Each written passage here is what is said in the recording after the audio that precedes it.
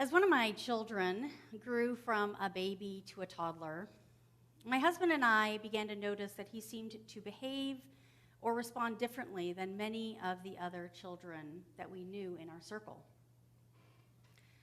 To parent him well, we looked to experts to identify what was going on and how to help him. We started out, of course, with our general practice doctor, but very soon had moved on. And over the next 10 years, we sought out psychological testing, intellectual and cognitive tests, genetic testing.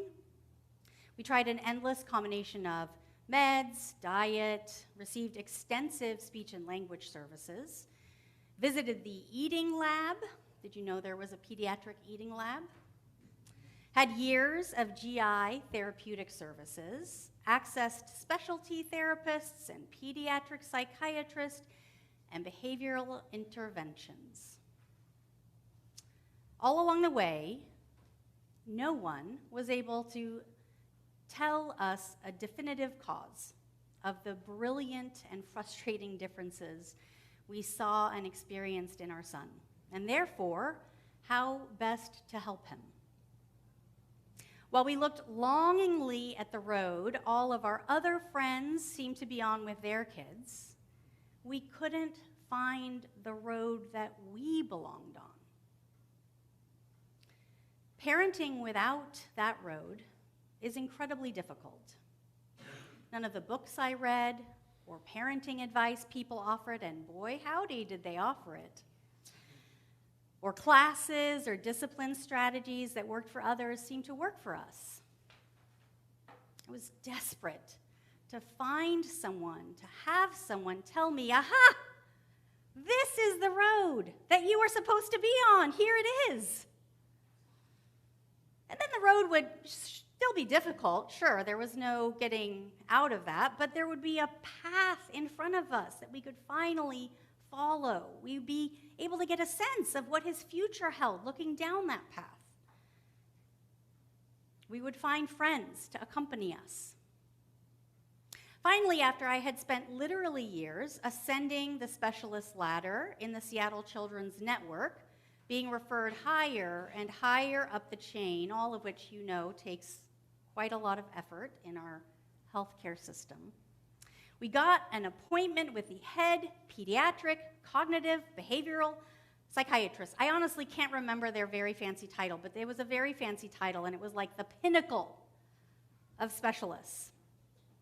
This person, I thought, this person would be able to help us put all the puzzle pieces together in a way that finally made sense, in a way that would finally put us on a road with the right specialist, the right help, the other parents, and finally we'd be able to envision the right future on that road.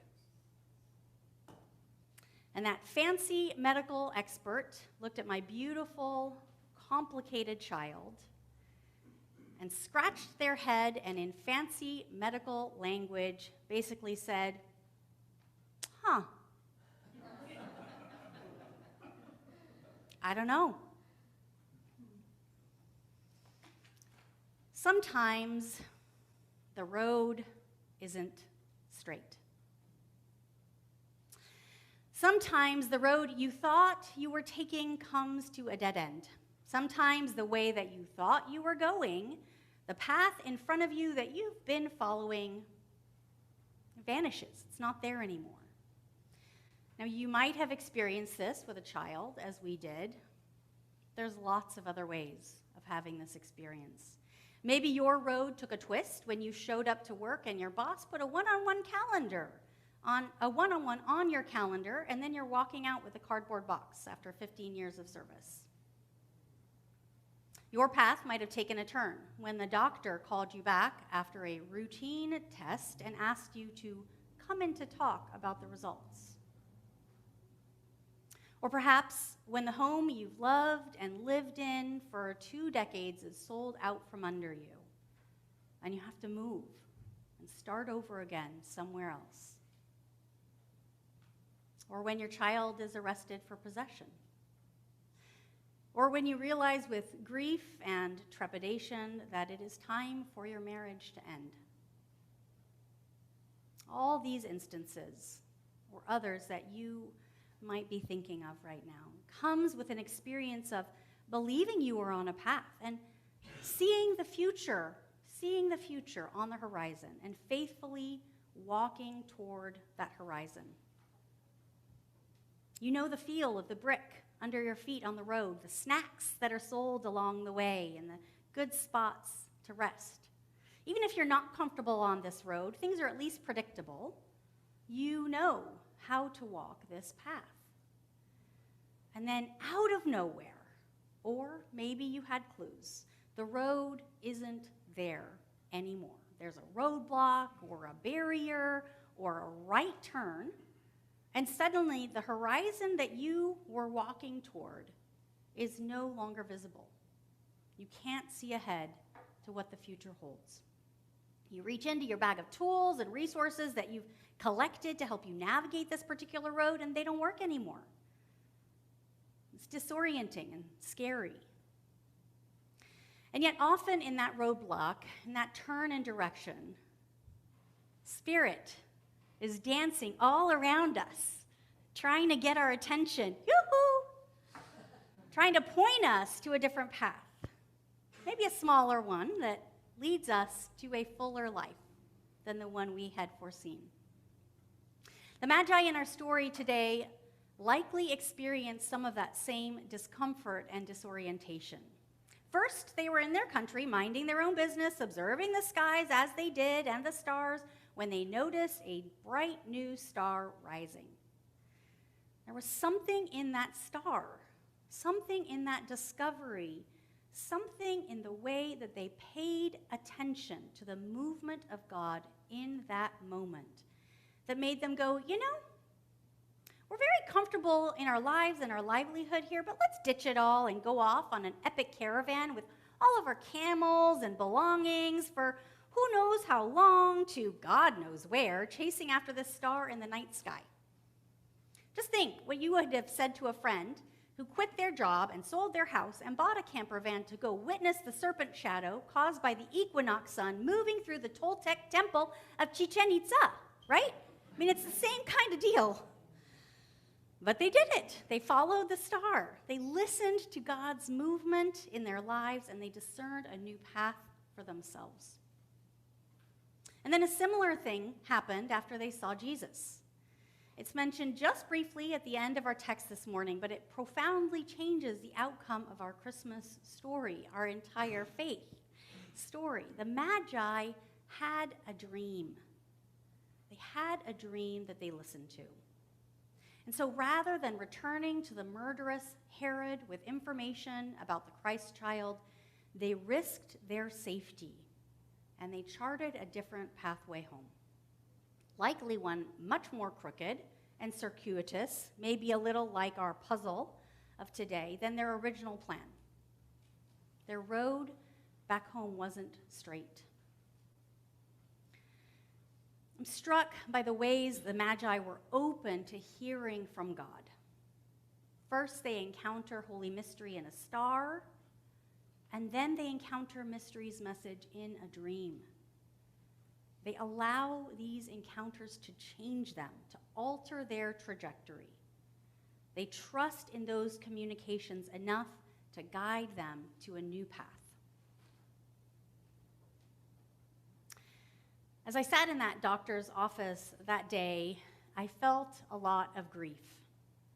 It felt like the end of chasing the dream, of finding an answer. I felt a lot of fear. I felt lost as I let go of my final hope of ever finding a path that others had built, which we could follow. But later, in moments small and large, I began to feel freedom.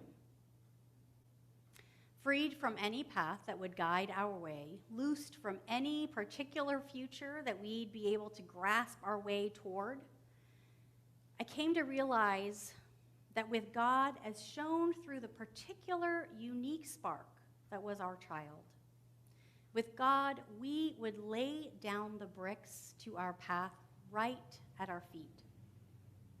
That while we couldn't see a future or where we were headed together, God was present in our midst, in our parenting, in our care, in our delight in this child. So God was there, supporting us with each grasping footfall, each step we took. And in that freedom, in that release of the road, I experienced a new joy in parenting my child, one where he and we were the experts, one where he just got to be him. And the road we traveled was the one we built together with God's help. I sense that as we move into this new year and what it brings, we will have many collective moments where we gasp and we grab for each other, sometimes here in church on Sunday, because the future that we thought we were walking toward has suddenly changed in front of our very eyes. It may be wiped out even from under our feet as we walk it. Murderous Herods still walk this earth, still seek to pull influential and knowledgeable people into their orbit, still try to get others to bend to their will by twisting the road and removing bricks in their grasp at power. But stars and dreams still dwell in our world too. And so do people who seek God's guidance from those messengers. When the road we walk isn't straight and what we thought we were heading toward changes, God is still with us.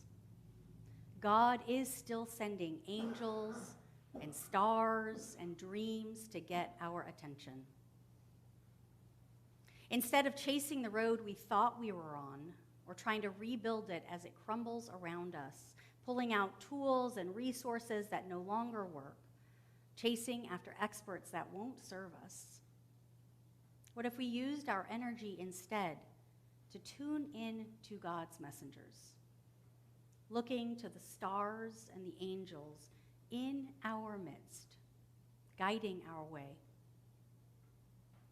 I wonder what freedom awaits us if, rather than grasping at an invisible future, we look for how God is present in our midst right now, among us, and let that joyful presence guide us to laying down the bricks we need right at our feet.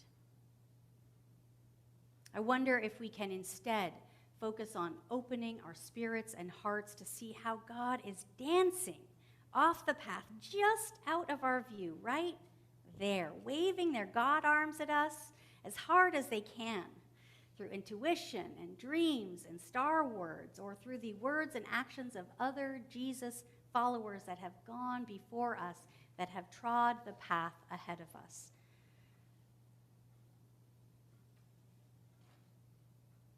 What awaits us?